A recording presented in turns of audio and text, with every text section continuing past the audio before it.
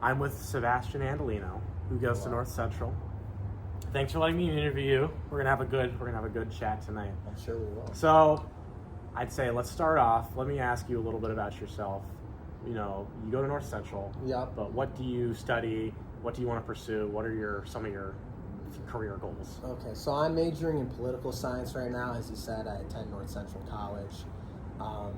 I want to be a lawyer, and then maybe after that, perhaps pursue politics. I'm also very interested in international relations as well, as that comes with the territory. I'm kind of interested in everything involving the government, how the world works. Okay. All right. So we'll kind of jump right into it. Okay. So first question I have for you is, what is the process of engaging in diplomatic relations between two countries? Well, it's, when two countries talk about their interests and try to come to an understanding. So usually they'll send diplomats and they'll discuss. Leaders will meet with each other, like you saw that with Putin and Trump in Alaska not too long ago. There's back channels, they have, they call each other and stuff. And yeah, it's really hashing out these disagreements to come to some kind of common understanding in a peaceful way, I would say. All right. Good start. Now, another question I have for you is, how would you define the difference between foreign policy and foreign relations, and why do you think this distinction matters in practice? Well, foreign policy is the wider strategy of a country's for their policy relating to foreign nations and the world, and their kind of plan for the world and their place in it. Whereas foreign relations are ongoing, actual relationships with countries, so it's more talking. The distinction matters, I'd say, because foreign relations is really like negotiation, discussion. It is maintaining these relationships. But foreign policy is something different. That's a wider strategy, so that can include military things, economics. It's really it's almost like moving pieces on a chessboard. So it's not just talking out. It's actually more than that. It's a wider plan. And I like your distinction of the chessboard and putting the pieces together. I think that's a really good way to put it. Yeah. Now, another thing I'd like to ask you is, what lessons do you think can be drawn from the Cold War for managing U.S. relations with rising powers like China? Well, it's that we need containment, because what the block of, I guess you could call them revisionist powers, like Russia and China, they're making a play that I think most people don't pick up on. Because Russia wants to move into Eastern Europe. That is their goal. If you look at any of their foreign policy strategists, like Dugin or whatnot, that is what they want. That is their end game. And who is Dugin? Alexander Dugin is a philosopher and geopolitical strategist that has a lot of close ties to the Putin government. And he basically wants to unify the continent of Eurasia in some way. And he wants Russia to be central in that. Okay. And part of his strategy is getting Eastern Europe. Okay, yeah, just wanted to clarify there, just so everyone can understand who he is. If Russia gets control of Eastern Europe and they have access to these, Central Asian countries, and then you have China, that bloc will have power over the entire Eurasian continent. That's a lot of resources. That's a lot of people. That's a lot of wealth, and that's dangerous. And then you see China. They want to go into the South China Sea. They want to control that area. That'll give them a lot of control, especially if Russia moves more into Europe, over the rim, the outer rim of the heartland, which will control trade and waterways through multiple countries, like Europe, through the Suez, through India. And that could be a huge threat, and that could really isolate us. We need nations like Japan and Taiwan and India in that area to be competitive. We're going to need Europe to be competitive. So we need to contain them. We have to make sure that they can't expand. We have to make sure that we're not retreating. To keep the unipolarity. Yeah, we have as it is now. We have to keep our unipolar status. There's no reason why we should give that up. That benefits America. Yeah, I think that makes a lot of sense. I agree with that. Another thing I want to touch on, another question I have. So as you know, the world today is very different from the world as it was, say, 50 years ago or even 100 years ago. Totally. Diplomats are no longer sending letters to other countries, which can take days upon weeks on end to get across the sea. But now we have devices, we have phones, we have computers, we have back channels where we can send quick invitations to people and invite them across the world in a matter of minutes for a discussion if something's happened. So I'd like to ask you, in your view, how has globalization reshaped the traditional role of the nation state in foreign affairs? Well, I think, first of all, total isolationism is now dead because we've been economically integrated. We now live in a world where if one country, if one big country has a recession, that's going to affect like the entire world. And that's because of free trade. That's economic globalization. So you need some kind of policy now. You do rely, there's more trade between countries, so you rely on other countries for certain resources.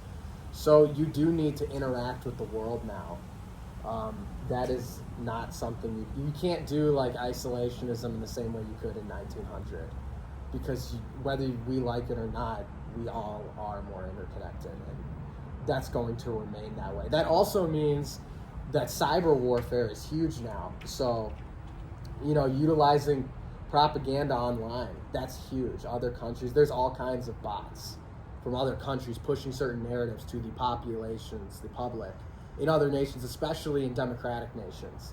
And they try to do that to sway the public towards things that would benefit it. Like Russia, there's a huge push to make certain extreme elements of the political scene in America, whether far left or far right, pro-Russia and against NATO intervention. That's to aid Russian imperialist goals. Nice. And I think staying on the topic of warfare, as you know, the United States military is currently involved in a few different global affairs right now. We have the U.S. Giving aid to Ukraine. We have the U.S. involved in Israel-Palestine. Yep. We have the U.S. also basically fortifying up Taiwan in anticipation of an invasion from China sometime in a couple years from now. We don't know. And soon to be, perhaps, we also could be going and doing some sort of regime change war in Venezuela. Yep. I'd like to ask you, how would you reorient American policy to maintain global influence without overextending our military? Well, we're going to need to restructure some things. There's going to need to be reform, but we can't dismantle it because American dominance is good for America. I don't think that needs to be explained. We do need to pivot towards Asia. Asia right now is seeming like the future. That seems to be where the most wealth is. That seems to be where things are happening. It's becoming increasingly important. And China is on the rise. And China has a lot of industrial capacity. They're a powerful nation now. We need to pivot towards Asia, but at the same time, we do have this emerging Russian threat. And now with the drone strikes on NATO countries, it seems like they're only aggressing. So what we need to do is we need to find a way where we could pull out of Europe without there being a power vacuum and leaving Europe weak. So what we would need to do there, I would say, if I were the president, God forbid, I would do this. I would say, we need to pull out. Well, here's what we're going to do. We're going to help you create a sort of European army. I mean, the EU is already there. That already is some continental unification. There has been the idea of a European army has been proposed. We say, we're going to help you make it, and we're going to provide you with the weapons to do so. Now, what this does is, it gives them an army of their own, so they don't have to rely on us being deployed in Europe and us having all kinds of assets there. But it also keeps them reliant on us because they need the weapons. They don't have the industrial capacity that we do to mass produce these weapons. So we ship them the weapons, and in return they create the army. And now Europe has its own fighting force that's still reliant on us to keep the Russians in check, and then we can move towards Asia. With regards to Israel and Palestine, you just got to get Israel to stop. It's not even just that they're going nuts in Palestine. They're trying to expand the war actively, and we just need to get them to stop. The only reason they can do this war is because we are allowing it. So we just have to say, hey, you need to stop. You need to make a peace treaty, and we'll make it. It's going to be fair to the Israelis. We're going to make sure they're safe. We're going to make sure everybody's safe. But we have to say, hey, you've got to make a peace deal. You've got to stop this. We have to restore balance and stability to the Middle East. Otherwise, we're going to stop funding your war. And then they have no choice because they can't do it without us.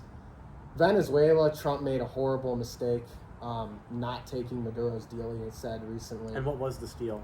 The deal? It was basically that we would get access to a huge amount of their resources, including like oil and minerals. And he didn't take that. He said we would get access to it as long as we stopped basically trying to regime change him, which is what we're trying to do. I see.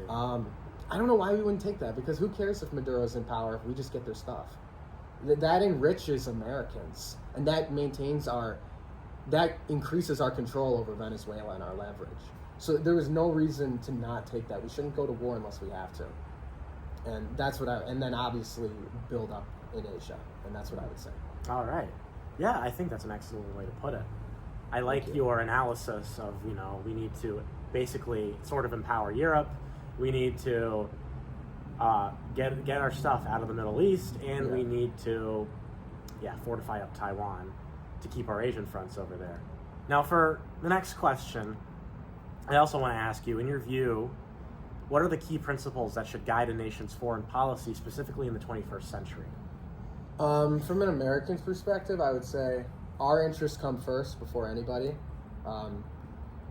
We need to maintain unipolar status. We should not be isolationists. We should not dismantle our global influence.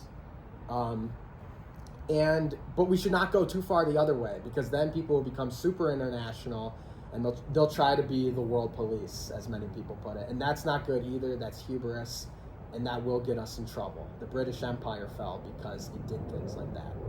We can't have that happen with America. All right. Yeah, that makes sense to me. Final question for you. I appreciate you for interviewing me. This has been really, really good, very constructive. My final question is, how important is public opinion in shaping foreign relations? Should diplomats consider domestic audiences when negotiating internationally as well? Unfortunately, a lot of the times, unfortunately, because the people are constantly changing their opinions, it makes it hard to have a grand long-term strategy. Unfortunately, it's not even a question of if they should or shouldn't, they have to. Like in America, the diplomats have to, because the politicians, like the president and everybody else who makes our foreign policy, they need votes to maintain power, so they have to listen to the people.